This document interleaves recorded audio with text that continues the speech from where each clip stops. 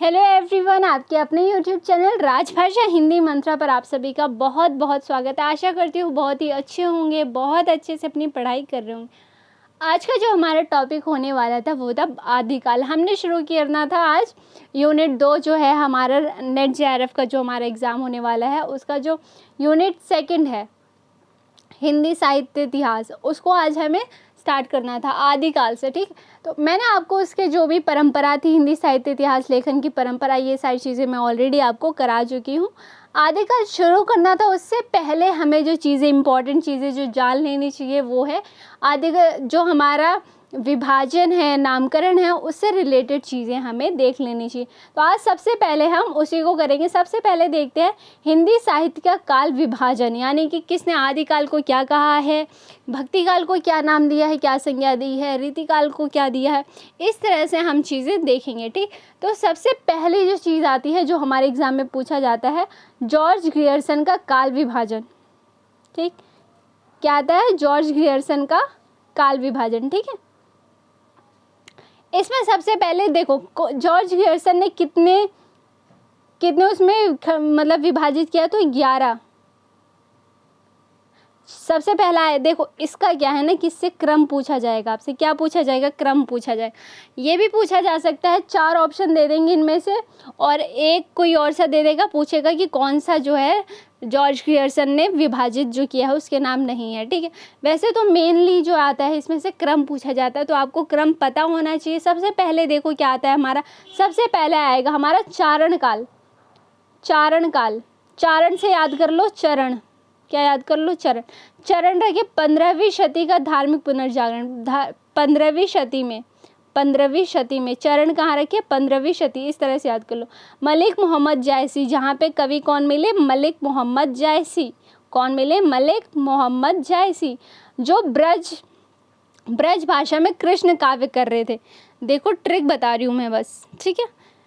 सबसे पहले हमारा जॉर्ज ग्रियर्सन जो हमारा काल विभाजन किया, सबसे पहले आएगा चारण। चारण को याद कर लो, चरण रखते हैं कहाँ पे? 15वीं शती में।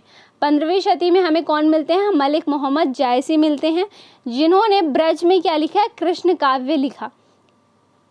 मुगल के वो सिर्फ कृष्ण के नहीं, सिर्फ मुगल के बारे में भी बताते हैं, तो ऐसे याद कर लो मुगल। और फिर आते हैं हमारे तुलसी आ जाएंगे, तुलसी बाबा।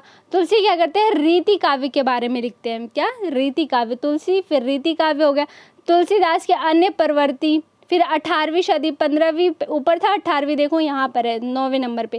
ठीक, फिर आएगा कंपनी के शासन में हिंदुस्तान, और फिर आ जाएगा विक्टोरिया के शासन में हिंदुस्तान। इसका आपको क्या याद रखना, समय थोड़ा सा देख लो, इंपॉर्टेंट आ जाता है यहाँ पे। चारण काल का समय इन्होंने माना है सन 700 से 1400 ईस्वी। क्या माना है? 700 से 1400 ईस्वी। वहीं ब्रज का कृष्ण काव्य में 1500 से 1600 ईस्वी मानते हैं, और रीति काव्य हमारा 1580 से 1692 ईस्वी है।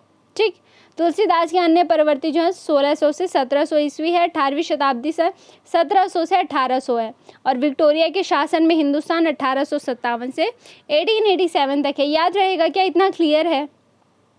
इतनी चीज़ें क्लियर हैं, समझ आ गया क्या मैंने ट्रिक बताया? देखो सबसे पहले चरण रखते हैं कहाँ? 15वीं शती में चरण रखते हैं, वहाँ मलिक मोहम्मद जी मिलते हैं, जो कि ब्रज बोली में कृष्ण काव्य लिखते हैं। ठीक, और मुगल काल के बारे में, मुगल दरबार के बारे में थोड़ा सा बताते हैं। फिर हमें मिलते हैं तुलसी। तुलसी बाबा किसके बारे में होता है? रीति काव्य के बारे में बताते हैं। फिर तुलसीदास के अन्य प्रवृत्ति आएगा। फिर 15वीं तो हमारा ऊपर था 2nd नंबर पे, 18वीं शताब्दी आएगा। फिर क्या आएगा? 18वीं शताब्दी, और सन क्या है उसका? 1700 से 1800 ईस्वी। क्या है सन इसका? 1700 से 1800 ईस्वी। ठीक, और फिर आएगा हमारे कंपनी के शासन में हिंदुस्तान, फिर आएगा विक्टोरिया के शासन में हिंदुस्तान। इतना क्लियर है क्या? आइए देखो हमारे जो मिश्र बंधु हैं उनका जो काल विभाजन उन्होंने किया था, नामकरण, वो देख लो। ठीक है, मिश्र बंधुओं का काल विभाजन और नामकरण। ठीक, सबसे पहले मिश्र बंधु क्या नाम देते हैं? प्रारंभिक काल, माध्यमिक काल, अलंकृत, परिवर्तन, वर्तमान। क्या देते हैं? ये 5 तरह से विभाजित करते हैं। प्रारंभिक में क्या था? पूर्व प्रारंभिक काल और उत्तरारंभिक काल। और संवत क्या है इसका? 700 से 1343 विक्रम, और इसका 344 से 1444 विक्रम। नहीं, माध्यमिक काल का क्या है? तो इसमें आ जाएगा हमारा पूर्व माध्यमिक काल। पूर्व माध्यमिक काल, फिर प्रौढ़ माध्यमिक काल। माध्यमिक काल का ही क्या है, रुको, माध्यमिक काल है, इसी का क्या है पूर्व, और इसी का है प्रौढ़, क्या है प्रौढ़। ठीक, इसी तरह अलंकृत काल नाम देते हैं। ठीक, पूर्व अलंकृत काल पूछा जाता है, अलंकृत काल नाम किसने दिया है, माध्यमिक काल नाम किसने दिया है, परिवर्तन काल किसने दिया है, वर्तमान काल। इस तरह से ये चीज़ें पूछी जाती हैं, तो आपको याद होनी चाहिए। आचार्य शुक्ल का काल विभाजन देखो, वीरगाथा काल क्या है, आदिकाल संवत 1050 से 1375 तक। ठीक है, अब यहीं पे हमारे जो हजारी प्रसाद द्विवेदी जी हैं वो क्या 1000 मानते हैं और ये 1050 से मानते हैं। आपको ये अंतर याद होना चाहिए कि हजारी प्रसाद द्विवेदी जो है आदिकाल का जो उनका वो समय है वो 1000 से मानते हैं, परंतु वहीं रामचंद्र शुक्ल जी 1050 से मानते हैं। और आपको क्या याद रखना है, आदिकाल नाम किसने दिया है, वो हमारे हजारी प्रसाद द्विवेदी जी ने दिया, पर आदिकाल को हमारे रामचंद्र शुक्ल जी क्या कहते हैं, वीरगाथा काल कहते हैं। ये क्वेश्चन आता है कि आदिकाल को वीरगाथा काल किसने कहा है। ठीक, उसी तरह भक्ति काल, पूर्व मध्यकाल को इन्होंने भक्ति काल नाम दिया। ठीक, फिर रीतिकाल, उत्तर मध्यकाल, गद्यकाल, आधुनिक काल। आपको नाम याद रखना है। ठीक है, किसने क्या दिया है, संवत 1300, इसका सन पूछा जाता है, सन पूछा, यहाँ से काफ़ी तरह से क्वेश्चन पूछे जाते हैं। आपको नाम पता होने चाहिए, किसने क्या नाम दिया है, हजारी प्रसाद द्विवेदी ने क्या नाम दिया है, रामचंद्र शुक्ल जी ने क्या नाम दिया है, उसका सन क्या है। ठीक, डॉक्टर रामकुमार वर्मा का काल विभाजन और नामकरण देखो, डॉक्टर रामकुमार वर्मा का काल विभाजन देख लो एक बार। डॉक्टर रामकुमार वर्मा किस तरह से काल विभाजित करते हैं, ये करते हैं प्रारंभिक काल, भक्ति काल, रीति काल, आधुनिक काल। ठीक, प्रारंभिक में इन्होंने 2 कहा है, एक संधि काल दिया है और एक चारण काल दिया। देखो चारण काल जॉर्ज ग्रियर्सन भी देते हैं नाम। ठीक है, आप टाइम देखो, जॉर्ज ग्रियर्सन शायद से 700 कुछ का देते हैं ना, देखो नहीं, हाँ चारण काल 700 से 1400 ईस्वी, पर इन्होंने कितना दिया है, चारण काल माना है 1000 से 1375 विक्रम। ठीक, भक्ति काल संवत 1375 से 1700 विक्रम, रीति काल संवत 1700 से 1900 विक्रम, आधुनिक काल संवत 1900 विक्रम से अब तक। यहाँ से क्वेश्चन पूछा गया है, ये संपूर्ण ग्रंथ 7 प्रकरण में, कितने में, 7 प्रकरण में विभक्त है। प्रथम कवि ये स्वयंभू को मानते हैं। क्वेश्चन आया हुआ है कि डॉक्टर रामकुमार वर्मा ने जो काल विभाजन किया है वो कितने प्रकरणों में विभाजित है, तो ये कितने में है, ये 7 प्रकरण में विभाजित है। तो ये आपको याद रखने वाली चीज़ है। ठीक है, आगे देखो क्या है, आचार्य हजारी प्रसाद द्विवेदी का काल विभाजन। आचार्य हजारी प्रसाद द्विवेदी जी किस तरह से काल विभाजित करते थे, आदिकाल उन्होंने संवत माना है 1000 से, देखा मैंने बताया था ना, और रामचंद्र शुक्ल जी 1050 से मानते हैं, 1375 तक इन्होंने 1000 से 1350 मनाया है, यानी कि 1000 में रामचंद्र शुक्ल जी 50 जोड़ देते हैं और 1350 में 25 जोड़ देते हैं, 25 एक्स्ट्रा मानते हैं। ठीक, भक्ति काल का संवत इन्होंने माना है 1350 से 1700 विक्रम। रीति काल का जो देखो, यहाँ से आप कहोगे ही बहुत इजी चीज़ें नहीं आती हैं, तो ऐसा देखो बिल्कुल भी नहीं है।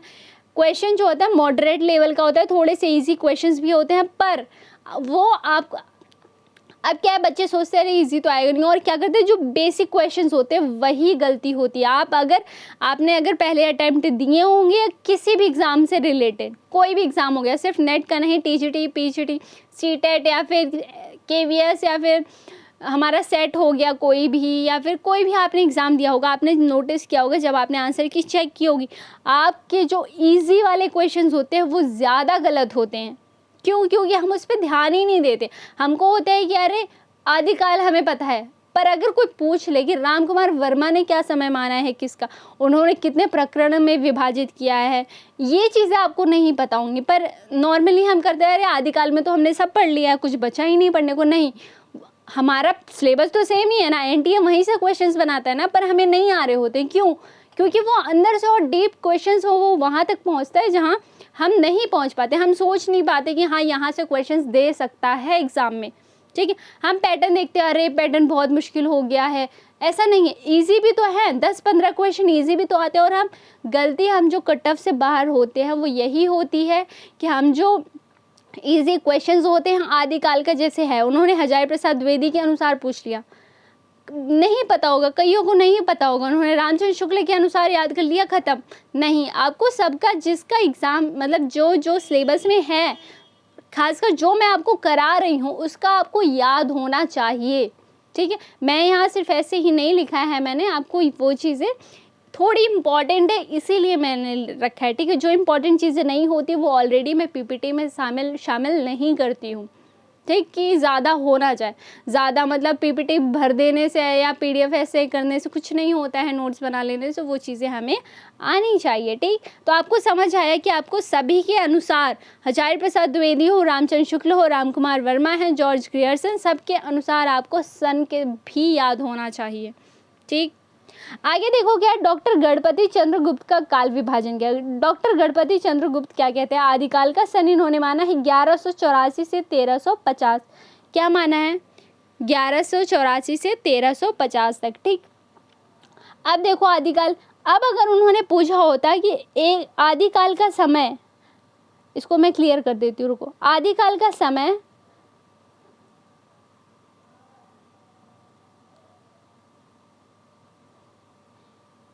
1084 से 1350 किसने माना है, या सिर्फ 1084 लिख दिया, 1350 नहीं।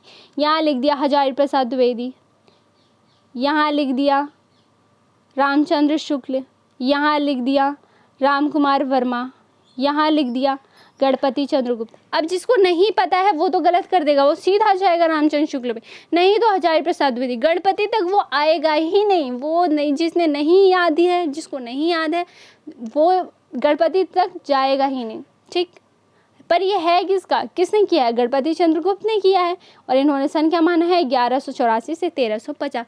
तो इसीलिए मैं कह रही हूँ आप थोड़ी छोटी छोटी चीज़ों पे भी ध्यान रखते चलो, ताकि जो बाकी गलतियाँ कर रहे हैं वो गलती हम ना करें एग्ज़ाम में, ओके। और ये गलतियाँ हम ये नहीं सोच सकते कि हम आखिरी में सुधारेंगे, नहीं, हमें साथ साथ सुधारनी पड़ेगी, ठीक है। चलो आगे बढ़ते हैं, ज़्यादा टाइम वेस्ट ना करते हैं। आदिकाल का सन याद हो गया। पूर्व मध्यकाल का क्या है, 1350 से 1600, क्या है, 1350 से 1600। उत्तर मध्यकाल का है 1600 से 1857। आधुनिक काल का है क्या, 1857 से, ठीक है, अब तक, ओके, याद है। बच्चन सिंह का काल विभाजन देख लो। अपभ्रंश काल, ये करते हैं अपभ्रंश काल, भक्ति काल सन 1400 से 1650, भक्ति काल को याद कर लो, ठीक है। रीतिकाल सन 1650 से 1857 ईस्वी, आधुनिक काल सन 1857 से, ठीक।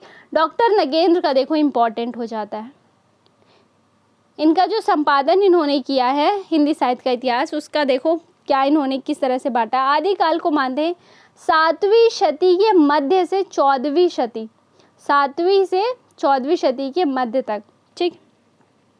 इसके मध्य से इसके मध्य तक। अब इसको कैसे याद कर सकते हो, देखो मध्य शब्द सिर्फ डॉक्टर नगेंद्र के ये जो काल विभाजन है इसी में उसका प्रयोग किया गया है, तो आप इस तरह से याद कर सकते हो, ठीक। भक्ति काल को मानते हैं 14वीं शती से 17वीं शती के मध्य तक, और रीति काल को मानते हैं वो 17वीं से 19वीं शती के मध्य तक। आधुनिक काल को किस तरह देखो, आधुनिक काल का देखो 19वीं शती के मध्य से अब तक मानते हैं। पुनर्जागरण काल नाम दिया है भारतेंदु युग को, जागरण सुधार काल द्विवेदी युग, छायावाद युग 1918 से 1953, याद कर लेना नाम, इनका सन याद होना चाहिए, ठीक है। छायावादोत्तर काल का 2 विभाजित किया, प्रगति प्रयोग काल और नवलेखन काल, जिनका सन क्या है 1938 से 1953 और 1953 से अब तक, ठीक है। इतना क्लियर हो गया क्या।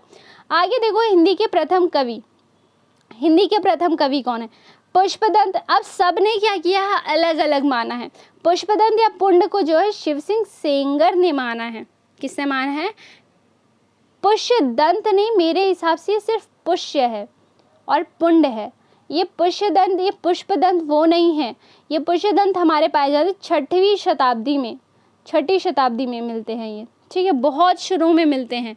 तो ये पुष्पदंत आप वो जो हमारे सरहपा के बाद आते हैं उनको मत मानना आप, ठीक है, ये दूसरे हैं, ओके। पुष्य पुण्य शिव सिंह सेंगर ने माना है। शालिभद्र सूरी को कौन मानते हैं, गणपति चंद्र गुप्त मानते हैं। कौन मानते हैं, गणपति चंद्र गुप्त मानते हैं शालिभद्र सूरी को। स्वयंभू को कौन मानते हैं, राम कुमार वर्मा। स्वयंभू को कौन मानता है प्रथम कवि, तो राम कुमार वर्मा। सरहपाद राहुल सांकृत्यायन, सरहपा और सर्वसहमति से इन्हीं को माना गया है। ठीक है, सर्वसहमति से इन्हीं को माना गया है। ओके, अब्दुल रहमान हजारी प्रसाद द्विवेदी, हजारी प्रसाद द्विवेदी, अब्दुल रहमान। अब अब्दुल रहमान का एक और नाम है अद्धम्माड़, अद्धम्माड़ करके है इनका। ठीक, इनकी एक रचना है कि खालिक बारी, क्या है, खालिक बारी, हाँ इन्हीं की है। ठीक है, एक और, एक से मुझे याद नहीं आ रहा है, संदेश रासक, ये हटाओ, खालिक बारी नहीं, इसे हटाओ, संदेश रासक, संदेश, अरे हाँ, अब्दुल रहमान की क्या है, संदेश रासक। ठीक है, अब्दुल रहमान की क्या है, ये धर्म से हटके है, मतलब ये ऐसी रचना है जिसके अंदर किसी भी धर्म के बारे में नहीं कहा गया है। धर्मोत्तर ऐसा करके कोई शब्द था, अभी एग्जैक्ट मुझे याद नहीं आ रहा, पर इससे आप रिलेट करके याद रखना। ठीक, अब्दुल रहमान का दूसरा नाम है अद्धम्माड़। एक बार एग्जाम में आया था, अब्दुल रहमान ना दे करके दिखा, क्वेश्चन था संदेश रासक किसकी रचना है, और उसमें अद्धम्माड़ लिखा था, तो बच्चे कंफ्यूज हो गए थे कि अरे अद्धम्माड़ ये कौन है, या संदेश रासक तो उनकी थी, अब्दुल रहमान की थी, इसमें तो ऑप्शन में ही नहीं है। पर नहीं, अब्दुल रहमान का आपको दूसरा नाम याद रखना है। ठीक है, आगे देखो, विद्यापति को किसने माना है, बच्चन सिंह मानते हैं विद्यापति को हिंदी का प्रथम कवि, और वहीं आचार्य शुक्ल इनको मानते हैं चंद बरदाई को। किसको मानते हैं, चंद बरदाई को। अब देखो, ध्यान देने वाली क्या बात है, रामचंद्र शुक्ल जी मानते तो इनको हिंदी का प्रथम कवि चंद बरदाई। इनकी जो पुस्तक है पृथ्वीराज रासो, पृथ्वीराज रासो, आगे मैं आपको पढ़ाऊंगी जब रासो पढ़ाऊंगी, उसको ये जाली ग्रंथ भी कहते हैं, जाली ग्रंथ कहते हैं, है ना। ठीक, आपको याद रखना है। ओके, सराहपा को डॉक्टर नगेंद्र, सराहपा को प्रथम कवि किसने माना है, डॉक्टर नगेंद्र। याद रहेगा क्या, पुष्यपर्ण को किसने माना है, शिव सिंह सेंगर ने। शालिभद्र सूरी को माना है गणपति चंद्रगुप्त ने। स्वयं को राम कुमार वर्मा ने। सराहपा को राहुल सांकृत्यायन। अब्दुल रहमान को आचार्य प्रसाद द्विवेदी। विद्यापति को डॉक्टर बच्चन सिंह। चंद बरदाई को आचार्य शुक्ल और सराहपा को डॉक्टर नगेंद्र। याद हो गया क्या, नहीं याद हुआ है तो एक बार करना, याद हो जाएगा, बहुत मुश्किल नहीं है, ये इजी चीज़ें हैं। अब देखो यहाँ कुछ चीज़ें हैं। देवसेन कृत श्रावकाचार को हिंदी की प्रथम रचना माना जाता है। देवसेन कृत श्रावकाचार को हिंदी की प्रथम रचना माना जाता है। जॉर्ज ग्रियर्सन ने आदिकाल के अंतर्गत 9 कवियों को शामिल किया गया है, 9 कवियों को इन्होंने शामिल किया है। मिश्र बंधुओं ने, देखो ये मिश्र की जगह मिश्रा हो गया, थोड़ा सा टाइपिंग में थोड़ा सा मिस्टेक हो जाता है, आप देख लेना। ठीक, देखो, मिश्र बंधुओं ने आदिकाल में पहले 19 कवियों को शामिल किया था, फिर अगले संस्करण में सिद्ध एवं नाथ को शामिल कर कवियों की संख्या 75 कर दी। ये थोड़ा सा याद कर लेना। ठीक, आचार्य शुक्ल ने आदिकाल को अनिर्दिष्ट लोक प्रवृत्ति का युग कहा है। आदिकाल को अनिर्दिष्ट लोक प्रवृत्ति का युग कहा है। हजारी प्रसाद द्विवेदी ने आदिकाल को अत्यधिक विरोधों और व्याघातों का युग कहा है। मोस्ट इंपॉर्टेंट आया हुआ है क्वेश्चन है, किसने आदिकाल को अत्यधिक विरोधों और व्याघातों का युग कहा है, तो वो है हमारे हजारी प्रसाद द्विवेदी जी। ठीक, डॉक्टर हरदेव बाहरी ने 7वीं सदी से 11वीं सदी के अंत तक समय को अपभ्रंश का स्वर्ण काल माना है। बहुत इंपॉर्टेंट चीज़, अपभ्रंश का स्वर्ण काल किसने कहा है, डॉक्टर हरदेव बाहरी ने। वहीं भक्ति काल को स्वर्ण काल किसने कहा है, तो वो जॉर्ज ग्रियर्सन कहते हैं। दोनों में डिफरेंस समझ आया, याद रहेगा क्या, इतना समझ आ गया। अब देखो यहाँ मैंने पहली स्लाइड में आगे वही लगा दिया। अब आदिकाल का नामकरण देख लो, आदिकाल का नामकरण किसने क्या रखा, अभी मैंने आपको वैसे उसमें बता दिया, पर यहाँ आदिकाल बस का है। चारण काल कौन कहते हैं, मैंने आपको बताया, चारण कहाँ रखेंगे, 6ठी शताब्दी में, यानी जॉर्ज ग्रियर्सन का। ठीक, प्रारंभिक काल कौन कहते हैं, मिश्र बंधु और गणपति चंद्र। हम कोई भी चीज़ जब प्रारंभ करते हैं गणपति बप्पा का नाम लेकर के करते हैं ना, तो इस तरह से याद कर लो। अब बीज वपन, बीज है ये, बीज वपन, बीज वपन कहते हैं हमारे महावीर प्रसाद द्विवेदी। कौन कहते हैं, महावीर, महावीर। ठीक, महावीर से बीज याद कर लो, बीज वपन। वीर गाथा काल सबको पता है, रामचंद्र शुक्ल मानते हैं आदिकाल को। वीर गाथा काल नाम किसने दिया है, तो रामचंद्र शुक्ल ने दिया। और सिद्ध सामंत काल दिया है राहुल सांकृत्यायन ने। किसने दिया है, राहुल सांकृत्यायन। अब देखो, वीर गाथा काल और वीर काल में फर्क है, तो आपको दोनों याद रखना है। वीर काल क्या हो जाएगा, विश्वनाथ प्रसाद मिश्र। ठीक, और संधि काल और चारण काल किसने दिया है, तो राम कुमार वर्मा ने दिया है। आदिकाल हजारी प्रसाद द्विवेदी देते हैं। जय काव्य काल रमाशंकर शुक्ल रसाल देते हैं और अपभ्रंश काल दिया है हमारे धीरेन्द्र वर्मा ने। याद हो गया क्या? आदिकाल का सीमा निर्धारण विवादग्रस्त। अब देखो आदिकाल का जो हमारा सीमा निर्धारण किया गया है उस पर काफ़ी विवाद रहा है, ठीक है। डॉक्टर रामकुमार वर्मा क्या मानते हैं? संधि काल विक्रम संवत 775, ये विक्रम संवत 775 है और ईस्वी में देखो तो 693 ईस्वी है, ठीक। विक्रम संवत 1000 तक माना है, ठीक। और वहीं चारण काल विक्रम संवत 1000 से 1375 तक। राहुल सांकृत्यन क्या मानते हैं? विक्रम संवत 826 ईस्वी से। देखो अगर आपसे संवत पूछता है 826, क्या संवत क्या पूछता है? 826। अगर उसने दिया है कि राहुल सांकृत्यायन के अनुसार, तो अगर वहाँ पे दिया है एग्जाम आम में 826, तो आप ये नहीं कह सकते अरे नहीं ये तो गलत है, 769 था। नहीं, ये गलत नहीं है, उन्होंने संवत में दिया है और 769 ईस्वी है। क्या है ये? ईस्वी है, ठीक है। याद रहेगा क्या? हमें संवत से ईस्वी कैसे निकालना होता है? अगर हमारे पास जैसे ईस्वी है, क्या है हमारे 769, इसमें प्लस क्या कर दो 57 कर दो तो हमारा संवत आ जाता है, ठीक है। संवत आ जाता है और ऐसे ही हमें ईस्वी से विक्रम संवत निकाल लेना है, ठीक है। ऐसे ही क्या करना है हमें? ईस्वी से विक्रम संवत निकाल लेना है। सेम ईस्वी से विक्रम में जाओ तो प्लस कर दो, विक्रम से ईस्वी में आओ तो माइनस कर दो, ठीक है। आगे क्या समझ? हजारी प्रसाद द्विवेदी का क्या है? विक्रम संवत 1057 से विक्रम संवत 1457 मानते हैं और आचार्य रामचंद्र शुक्ल ने सर्व सामान्य मत है ये विक्रम संवत 1050 से। विक्रम संवत है 1050 और याद रखना रामचंद्र शुक्ल जी हिंदी साहित्य का इतिहास जो उनकी पुस्तक, उसमें वो जिस भी समय का वर्णन करते हैं वो सिर्फ संवत में बात करते हैं, ईस्वी में बात नहीं करते। तो अगर आपके एग्जाम में ईस्वी में आता है कि रामचंद्र शुक्ल जी ने 993 ईस्वी माना है आदिकाल का समय, तो बिल्कुल गलत नहीं होगा। क्यों? क्योंकि वो 1050 लिखते हैं अपने ग्रंथ में और हम संवत को ईस्वी में निकालेंगे तो 1050 से क्या करेंगे? -57 करेंगे तो 1993 ही आएगा, बिल्कुल सही आएगा। तो आप देख लेना, याद हो जाए, ठीक है। याद हो गया? इतना समझ आ गया? अब आज की क्लास कंप्लीट हो, कल मिलते हैं। कल की क्लास में हम क्या करेंगे? आदिकाल को शुरू से लेकर के करेंगे, ठीक है। आज मैंने सिर्फ आपको जो काल विभाजन थोड़ा इंपॉर्टेंट चीज़ थी जो आपको पता होनी चाहिए थी, मुझे लगा आपको पहले ये चीज़ें मैं आपको पहले अच्छे से बता दूँ, उसके बाद हम आदिकाल को अच्छे से शुरू करें ताकि आपको कोई भी प्रॉब्लम नहीं हो। तो guys that's it for today. अगर आपको वीडियो थोड़ी भी हेल्पफुल लगी हो, थोड़ी भी अच्छी लगी हो, तो प्लीज़ वीडियो को लाइक करना, शेयर करो और थोड़ा सा शेयर कर दो ताकि बाकियों तक भी वीडियो मतलब क्लास अपनी पहुंच जाए। और चैनल को सब्सक्राइब कर लो, ठीक है, अभी तक नहीं किया है तो।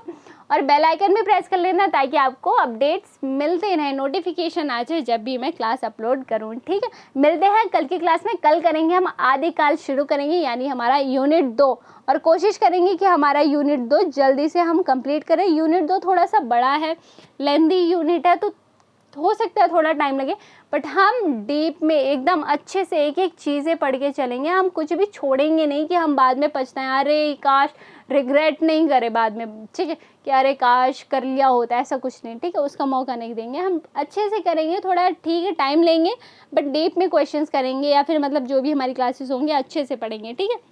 बस ऐसे ही मेहनत करते जाओ, अच्छे से पढ़ते जाओ, ठीक है। मिलते हैं कल की क्लास में, तब तक के लिए thank you so much for watching, bye bye.